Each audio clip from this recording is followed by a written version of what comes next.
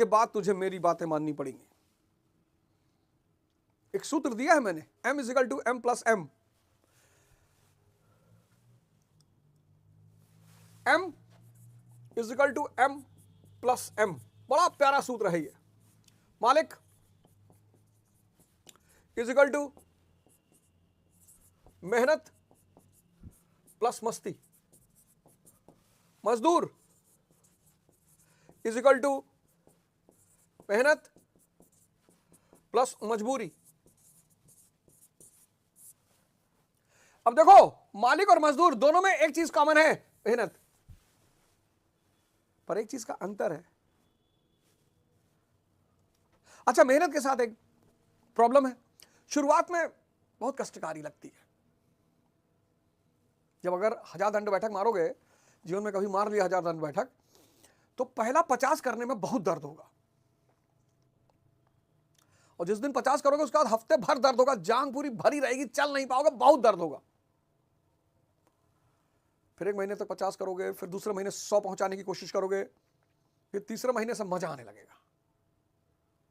और जहां 400 500 क्रॉस किए 5-6 महीने के अंदर, उसके बाद शरीर में इतनी ऊर्जा पैदा होने लगेगी कि वो ऊर्जा तुम्हें बैठने ही नहीं देगी। भाई 1000 दंड बैठक मारना है, चाहे थर्ड वर्ल्ड वॉर शुरू हो जाए। मेहनत और संघर्ष का सबसे बुरा पहलू यही है कि वो शुरुआत में कष्ट देते हैं। एक बार आपको उनका मजा आने लगा,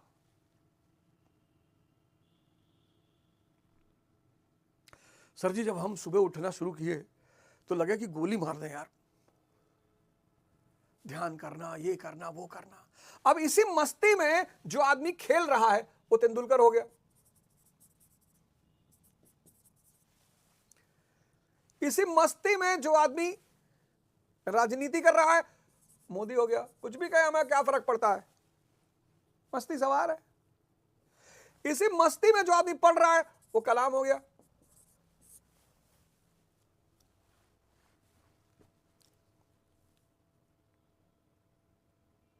चार चीज, इस 4 सूत्र को आप अपना लो, समझ को विकसित करो, घबराओ मत, बिल्कुल मत घबराओ। दृष्टि कि मैं सड़क पर जा रहा हूं, कुत्ते भौंक रहे हैं, भौंकने दो।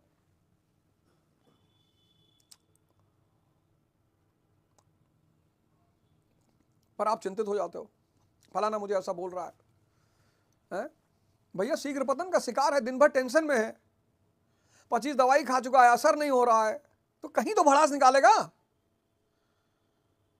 कहां निकाले तुम बताओ, कहां निकाले? उसी पे तुमने कंटेंट बना के वीडियो डाल दी, अब गरियाया जा रहा है, तुम्हें लग रहा साला मुझे गाली दे रहा ना।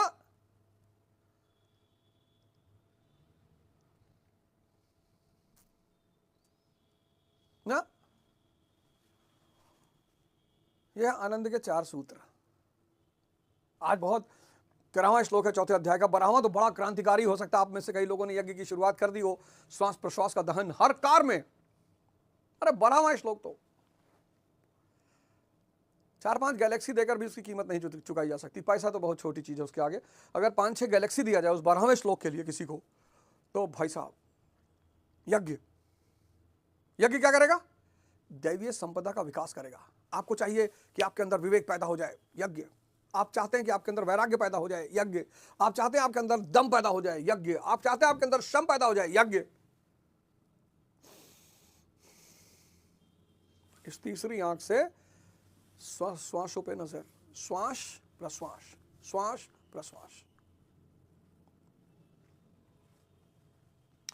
और आज संत रविदास जी का दिन है। मन चंगा तो कटौती में गंगा। एक लाइन में सारे ब्रह्मांड की फिलॉसफी। बड़ी कहानियां हैं इनकी। एक कहानी तो है कि भाई भगवान एक बार इनकी भक्ति से बड़े प्रसन्न हुए तो पारस देने के लिए आए। बोले हमारे पास एक पत्थर पड़ा हुआ है, तो उसको लोहे को टच करा दे तो सोना बन जाता है। तो कहे हम क्या करेंगे? क्या बिल्कुल सही बात है। जिसके पास भगवान है, पूरे ब्रह्मांड का मालिक, पत्थर लेके क्या करेगा? और आप इनकी बातें देखो। पराधीनता पाप है, जान लेहु रे मीत। पराधीनता किसकी? मन की। पराधीनता किसकी? मन की। पराधीनता पाप है, जान ले हुरे मीत। रैदास दास पराधीन सो, कौन करे प्रीत।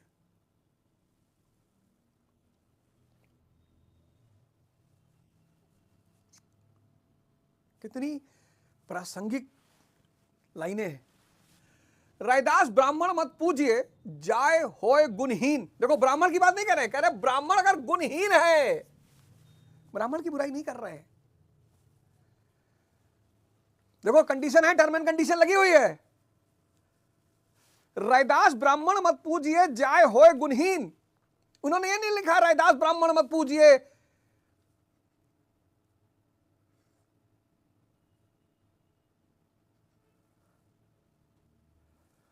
शुक्ला तिवारी मिश्रा, इनको ऐसा नहीं लिखा। उन्होंने कहा रैदास ब्राह्मण मत पूजिए, जाए होए गुणहीन। कंडीशन है ये, देखो ब्राह्मण के पास गुण है, उसको भी पूजिए। पूजिए चरण चंडाल के, जाओ होए गुण प्रवीण। और ये काम किसने किया? परमहंस जी ने कहा। रसिक, रामकृष्ण परमहंस के शिष्य हैं रसिक, जात के अछूत हैं।